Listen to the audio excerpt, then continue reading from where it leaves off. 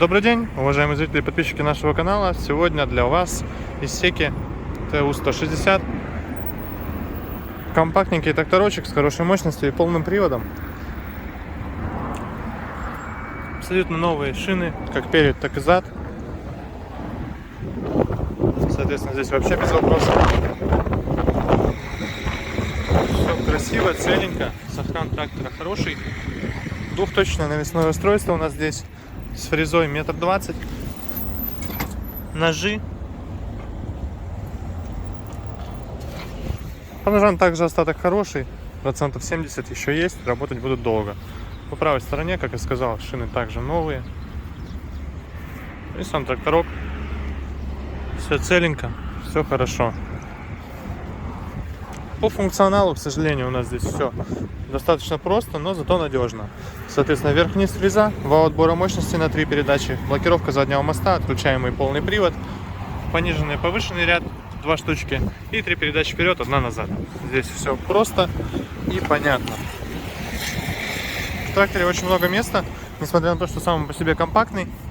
Имеем ровный пол, имеем достаточно большое расстояние от водителя до обоих рычагов с обеих сторон. Собственно так. 474 наработка. Давайте запускать.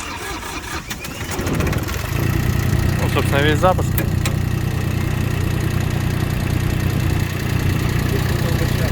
Тихо, четко работает двигатель.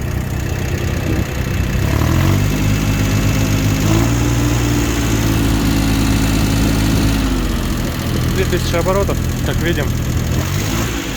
Все очень просто, легко и тихо по работе трактора на холостых и на 2000 также. Соответственно, набирает он с удовольствием эти обороты. Никакого дымления, никаких посторонних звуков из двигателя нет.